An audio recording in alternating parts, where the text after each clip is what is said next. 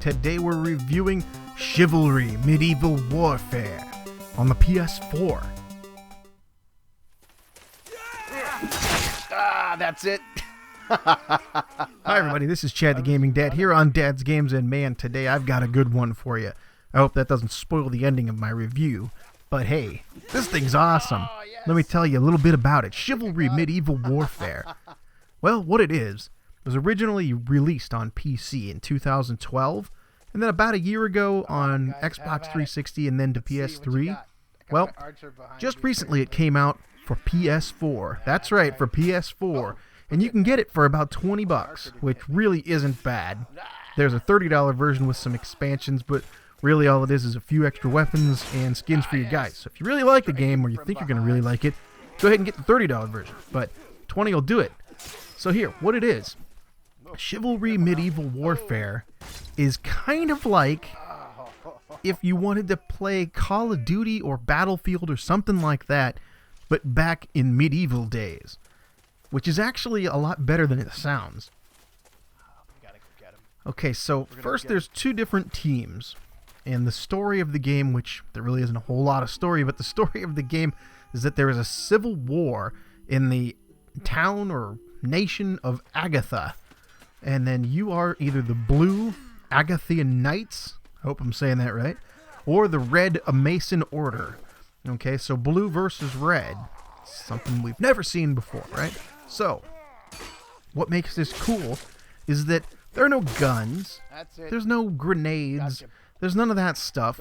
You slice and slash your way to victory. You chop off heads, you chop off limbs, and you pummel opponents. I mean, it is really brutal, but really, really fun. Nothing better than when you're getting into a duel or a sword fight or some kind of battle with a guy. You have to block at the right time. You can't just hold the block. You have to time your blocks. You have to time your strikes. So he blocks, you block, you try up, you try down, you try stab him, you try to come from above, you come from the side. You have to think about what you're doing in this game. This isn't just as soon as you see the guy, shoot, and bang, he's dead. Call of Duty, that's it. I mean, it takes that long. You're dead, right? In this game, you see a guy, you can't do anything about it because you have no weapons other than your sword or whatever weapons your guys have. I'll get to that in a minute. They have a lot of weapons. But you see the other guy, it takes a second before the two of you clash. And in your mind, you have to think about what you're going to do. Do you want to come in with the first strike? Do you want to wait, see what he's going to do, maybe try to block and parry? Oh man, that's what's so much fun about this, is it's all the action that you're used to with multiplayer games, but it's slowed down just enough that you actually have to fight. You can't just go in guns a-blazing and shoot up everybody and run and gun. There is no run and gun. If you run into a crowd of other guys and start swinging away, you're going to last about 2 seconds. Chop, chop, and then you're in pieces, laying on the ground. And by the way, that's awesome too, because when they chop off your heads, it kind of makes this gurgling sound, and that's great. Ah. Crap. I'm surrounded. I must swing. Oh my god, there goes my head, my arms and legs. Got him. Oh, and the legs off. Alright, so it's mainly multiplayer. There's no story mode, but all modes of this game can be played offline with bots. And it's not like 2 or 3 bots. They fill in a full roster of bots for your team and the other one. And honestly, they're not that easy. So you can play everything that is in this game offline and practice if you want to against bots. Trust me, it's going to be a lot harder once you hit the real people online, but it'll at least give you a fighting chance to start with.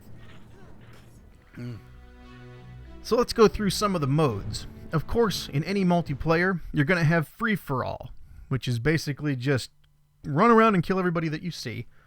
There is a duel tournament, which is really cool. It's basically you versus one other person. Now, it's not just one person at a time. There are a whole group of people in this. Everybody plays one-on-one battles simultaneously, and you swap opponents as you go, and then at the end of the time limit, the one with the most wins is the winner. And then we move into the other standard ones. Team Deathmatch, King of the Hill, Capture the Flag. There's also Last Team Standing, where it's basically team deathmatch, except everybody only gets one life. And then my absolute favorite is Team Objective. Rah! For Agatha! I love that. This game cracks me up. I've never had so much fun in a multiplayer game in a long time. Yes.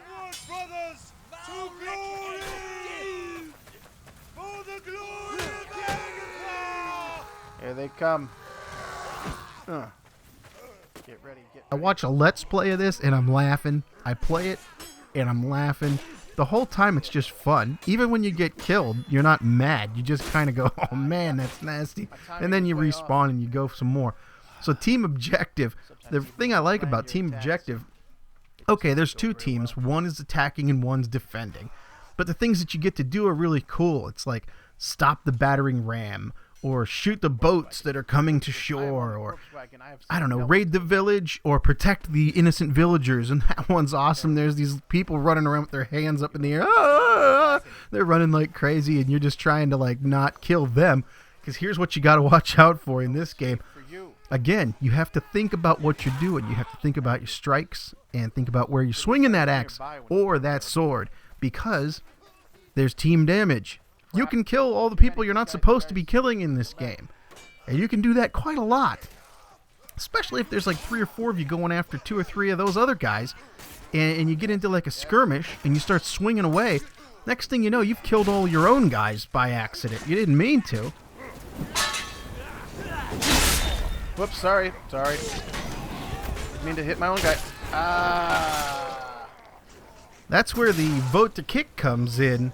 And when I first started playing this game, I didn't realize what team I was on, and they kicked me right out. It didn't take very long. It was like, boom, you're out of there, dummy. You're going after the wrong team. So definitely pay attention to what team you're on, and if you accidentally hit somebody, let's just hope you don't make too many accidents, or else they're going to kick you out of the game.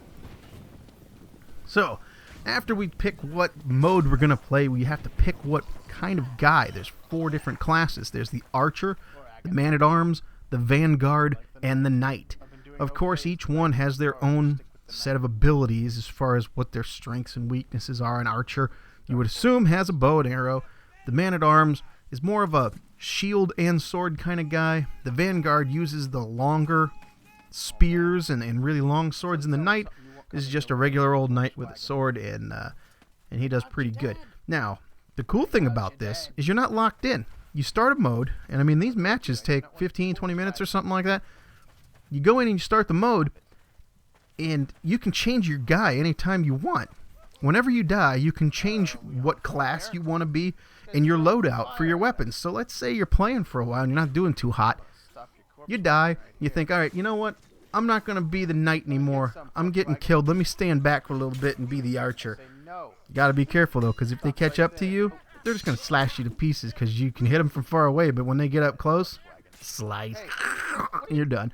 So, that's really cool. Lots of ways to do things. Now, this game, like I said, it was originally released on PC in 2012, so don't go crazy about the graphics. It's not the best looking game. It doesn't look bad, and it plays pretty good, but where its strengths are in the actual gameplay and in the area of fun and how much fun you're going to have with it, that outshines any amount of graphics that it does not have.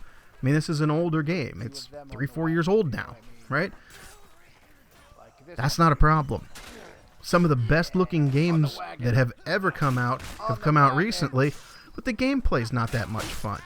This one, don't worry about the graphics. You gotta worry about the guy coming after you with the sword. This game sucks you in, and you are immersed immediately. You start playing it, and the next thing you know, you're yelling, "For Agatha!" Or if you're the other guys, I always play blue. I don't know what the other guys say. So anyway, if you have a chance to play this, do yourself a favor. I mean, okay, Call of Duty and those other games are fun for what they are, but this is a throwback to the old days when games were a little bit harder and you had to think a little bit more. It wasn't so much Twitch reaction, Twitch shooting, like bang, bang, bang, bang, bang, whenever you see something. This was, you see a guy, you have to plan your attack, and you have to be smart about it. Because if you're smart and you're strong, then you'll survive. If not, you're done. This game is awesome, and I recommend it to everyone. I shall block you. Oh, you're done for. So that's it for this review. Oh, now I'm I am Chad the Gaming Dad, and this is Dad's Games. okay, though. And I'm remember, getting like 1 or 2 you never guys. outgrow video games. Time I die. And we will see you We've here got on the 5 next one. seconds left, and I So don't long, think we're gonna everybody. make it, guys.